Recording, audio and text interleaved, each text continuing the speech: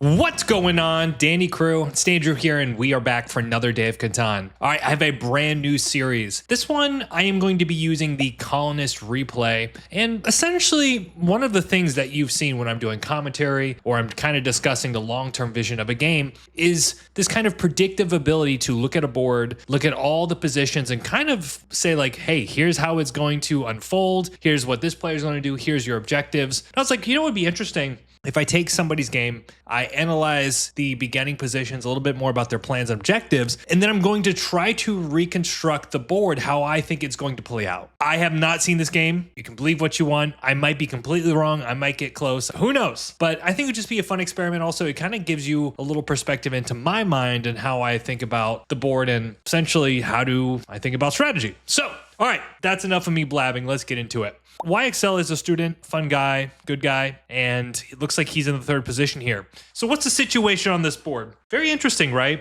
The first thing I always kind of look at the ore and the wheat situation. Wheat's kind of down the middle of the road. The ore is not so much, right? Obviously with the 643 being the best ore, but also the best ore spot. You know, we might see that go for first and second, just depending on how they feel about it. If you wanted something probably a little bit more versatile, you do have the 5910, which is the wooden brick pick. And then also the 8310, which is not bad. You do get onto kind of like that ore wheat sheep in a box. And you do have decent board play with the 3-1s versus the 643.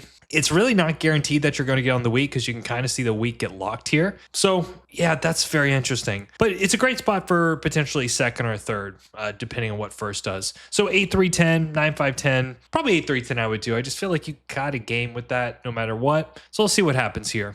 And we'll do our analysis after the placement. So 5-9-10, we kind of talked about that. I think that's sensible. I think that's reasonable. 9-5-10, so kind of making the claim that I'm going to pick up some ore on the way back and then have a development card game. Also, not too bad, the 3-1 here. And you do also get the best sheep, so there might be some tradability with the sheep here. So very interesting to note.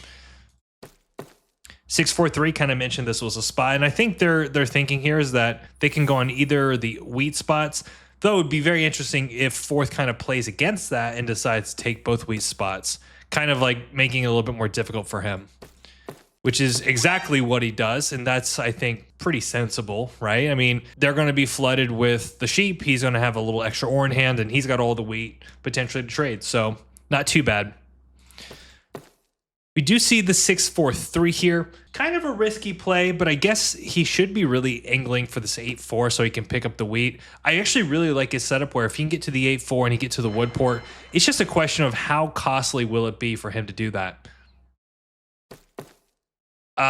Looks like orange takes the 9-3-11. So that's not bad. I don't feel they really have that great of a setup. Maybe if they can get a road builder to 8-10, that's probably what they're hoping, right? They're going to start with the ore and the wheat. So that early sheep in their hand is probably going to be used to buy a development card. And really that dev is going to tell the story of their game. If they pull a road builder, monopoly, or like a year of plenty, they might be able to get their production moving fast. But right now, as it stands, their setup is not very flexible. You know, they're going to have to pay an arm and a leg for the brick. Now it's difficult here. What do you do as red? So let's see what red decides to do. 8-4. Well, that's the bone zone against blue. But this was the risk, right? One of the things is when we looked at this position, we kind of saw that blue kind of took a little bit of a risky play going with the 6-4-3 in second. Just looking for the fact that he can get boned pretty hard. No, sorry, I think he was third. So, tricky, man. But yeah, I don't really like this for red. Obviously, he's got a lot. He's got the one, the brick. But definitely feels defensive. I think if he goes a different route where maybe he makes more trades, he could probably work a better angle there. Like 8-3. Here's the thing, right? You've got to think about what people are going to have to trade. So in this situation, if red is the brick person, right? Because he's the only person on brick. Imagine he goes something like 8-3 to 8-10, and he trades his brick for a wheat plus a card, and he's getting that trade over and over and over again. It actually plays better for his game. So I think 8-4 is a little bit of a defensive pick, and also neutralizing blue, it just seems a little bit unnecessary, honestly. So who do I like the most here? It's really going to come down to the trades, right? Like if blue gets the wheat and sheep, they're obviously doing pretty well with the port, and you know, if they can get that moving. Black, I think if they can get the 3-1, that's very interesting, right? Because then they can start to flip all this extra wheat for whatever they need. Red, man, red's got a weird game. Obviously, the brick is going to play well. Only person with brick, so you're going to see a lot of devs. And then orange is kind of going to have to figure out an idea here. I think one of the challenges for orange is without the brick, they're probably losing this 9-4-2. So, all right, so here's the position, right? This is where we've got to. I guess we're about 6 minutes in. Now I'm going to go to my editing software and then we're going to see if we can build the board, right? I kind of give you a little bit of analysis, a little bit about what's about to happen. Boom! And here we go. We got a little editing software. I threw some settles, some cities, some roads, a little bit of our army, a little bit about road in here as well. So let's go through this. Obviously, we did the analysis just a second ago on the previous moment. So let's start with black, right? Black starts with development card. It's going to depend on what they pull, right? Looking for the road builder, which would be great. Monopoly is also great. They definitely need to get the city up and running. And I'm really liking the road settle for black here. So I think one of the priorities for sure is black is probably going to go over here. Let's flip the road. We're going to do this super primitive, guys. I'm sorry. And then eventually they're going to go for the settle, right? Man, these settles are massive. All right, so we're going to see something like that for sure, right? That's definitely given. I think red's going to make a play for the 9-4-2. I think this makes a lot of sense for red and their game. We're going to make these settles a little bit smaller. They're like freaking huge, bruh. Layer bring forward. It looks great, guys. It looks great. For orange, he's really got to go for the port here. I think going for the ore port makes no sense. He really needs to get his port game up. That's one of the things is like going for port plays is really going to be your best bet. Especially when you're going development cards. I would say generally the main elements to a good development card game is getting a 3-1 port or some useful port and dropping a city on one of your crucial spots. So something like a 6-9-5 city would be really nice. Blue's got really one game, right? Which is to make sure that he gets to the wood port. So off the bat, like I'm just thinking fundamentally here, like where are people going to be settling first, right? This is kind of like where my brain goes thinking about the analysis of this game. So this is the easy part. The next part is kind of like thinking about the further expansions, kind of how the game plays out. If someone gets a road builder, something tells me, thinking about Blue's game here, something tells me Blue is going to make a play for the 8-3. I feel like with all this potential wood, it makes a decent amount of sense to go for the brick. Obviously, the city is going to be a play as well. But let's draw another road for him. I just get that feeling that he's going to make a play for it. Oh, man, look at this beautiful setup Blue's got. Boom, boom, boom. Red, I don't think the port plays that good. Maybe I just think he's going to build out to the 6-2 here. He doesn't have the ore, so I feel like he can quickly get to this spot with a couple 5s, but it would make sense for him to take control of the space here. So we're going to give him another 2 roads. We're figuring this out as we go, guys. And then obviously he's going to operate with another settle. Boom. Okay, this kind of looks like a fun expansion situation. I really think as well, kind of looking into this game, black's probably going to have to drop a city. And I think the 8-4-3 is a great spot, so we're just going to put that right over that. Boom, okay. I think that's a good plan for blue or black, right? Like he's not going to be dropping his 100 roads. Though, again, one thing to note is the road builder is actually solid for everyone. The road builder is one of the best cards in this game because we just have so many development card players. So why don't we make a guess here? Who's going to get the road builder? Who's going to go where? Why don't we say black gets a road builder to 8-10? It's feeling like one of those games. I feel like he's probably going to get a yop onto the 3-1. But I feel like if he gets it, 8-10 is just a good spot. It goes with his wood and brick. I don't hate it. Also, I feel like blue could also go back to the 6-11-12, just looking at this situation. One of the things I'm looking at too is where's the city going to go for red? But we'll worry about that in a second. All right, orange, kind of going to the middle game, is going to have to drop a city. I think it's just the 5-9-10 here. I think this makes a ton of sense for me. And then black needs to drop a city too. The question is where? Is it 6-4-3? Sorry, blue.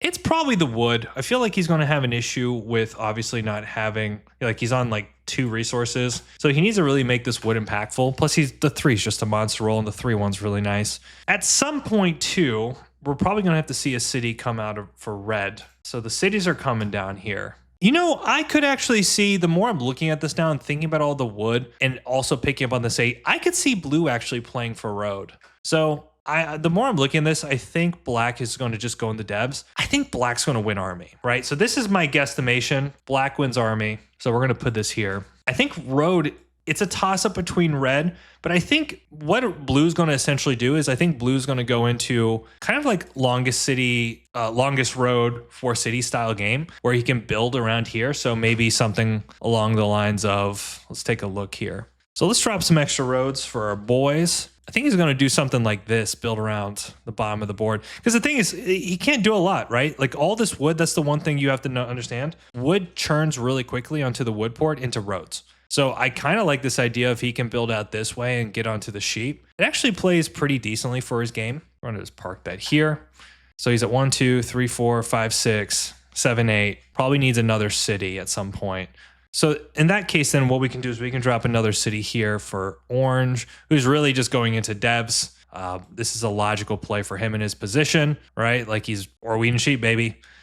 Red probably going to focus on also building roads. So I could see Red kind of working his way up here, right? This is going to be his primary space going up the board. We're going to take a look at all this here shortly, guys. So bear with me, okay? Park a road up here. Maybe he goes for the 3-1.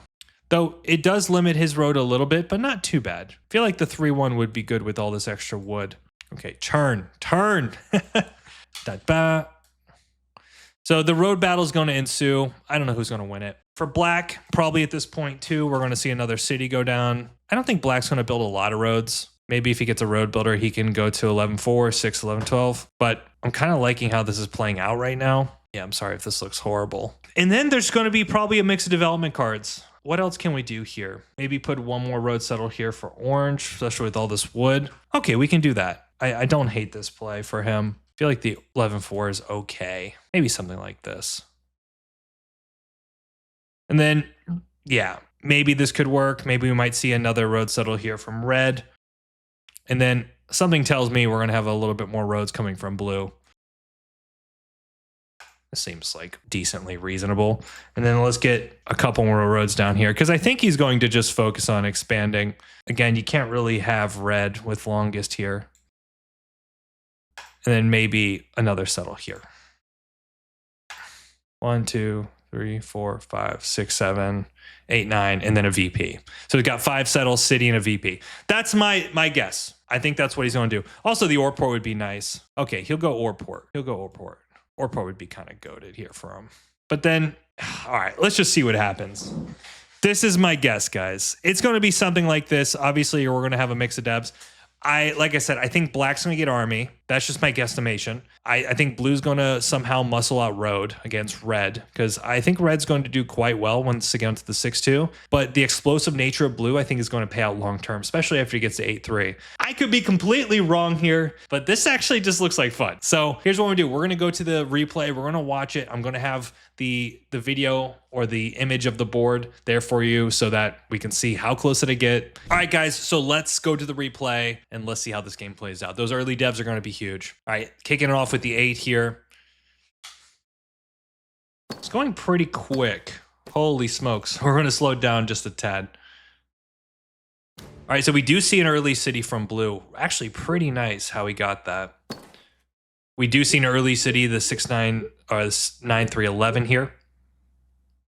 We also see the 8-3-10. So far, all of this is predicted. Interesting. So Red actually ends up going to the 5-2 first instead of taking control of the space. Don't really say, I mean, I get it, right? He's obviously got all this wood. And one, I guess he could venture from 5-2 to 6-2. That's another play as well. Insane threes here, which are absolutely great for Blue. All right, so Black 7's here. Black has a knight. He hits the 9. We'll go back to Blue's hand, who has a very interesting hand. So we do see the city going, or the road going here for Orange. Again, this makes a lot of sense. He's got to go Woodport here. He's really close to it as well. He did drop the 6-4-3 city. You know, that's what we thought was going to happen. All right, so the saddle goes down on the wood port. This game's heating up. All right, so sheep port down. We didn't predict sheep port. Really, I'd say it's more about the brick than anything else. All right, so I think he just got another city in hand. Okay, never mind, he doesn't. He pops a dev. We do see the double city play here for Orange. Oh, and he gets plowed. Oh, man, it's already going in the dumps. It's already going in the dumps for Red.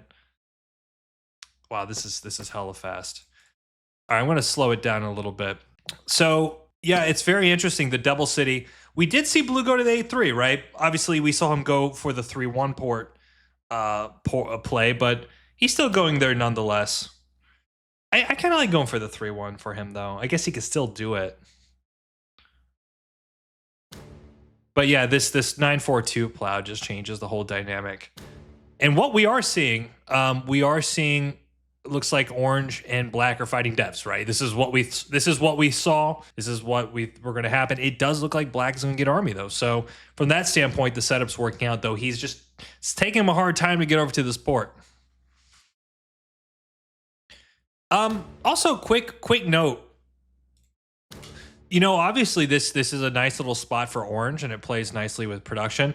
But if red just went for the 9-4-2 first, and then he went to the port after, he would have been fine. He would have just more production. He would get, right? He would kind of control more space. But he went for the sheep port first, which I didn't really like that. But the brick is nice, but I just don't think the port does much. I'd rather go get the production than I can go to a port later.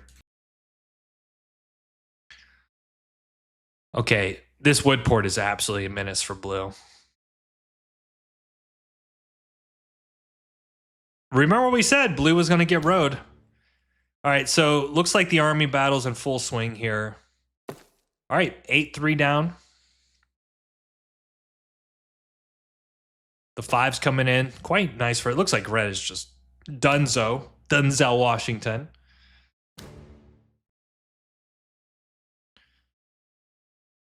Levin's coming in really strong. So we do see that 3-1 settle. It's really, really nice for orange. It's going to help him really churn his production. Though at this point, it just feels like blue has a really nice game. Yeah, so we did see him go for the space down here. I think this makes a lot of sense. And just showing you kind of the power of the wood port, right? Wood ports are great for dropping roads. So you have to assume he's going to take advantage of that and move around the board. And even more so with the 8. But I like it even more. You know, he's going to settle here and then end up getting the ore port. Yep. So now it's a case, I think, if he can pull the VP and road settler city, he's in a great spot here. So that's like classic road game. So here he can just simply build. A little bit of mistake there by blue. Just drop roads. I don't think you have to hold it. No reason to hold it. You're fighting road. Now you're in a weird position, right? But okay, his hand is goated. He settles. The concern here is, could orange potentially snipe road? Maybe. Maybe red could.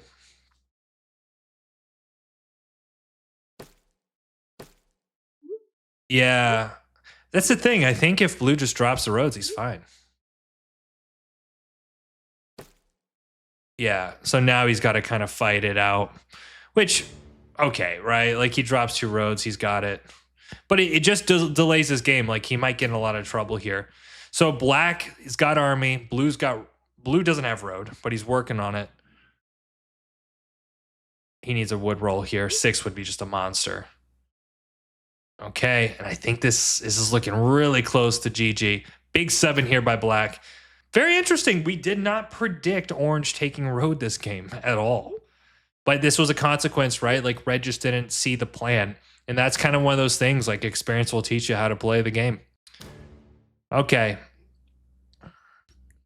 Wow. No knight. That's pretty scary. So black's on probably 2 VPs and a something.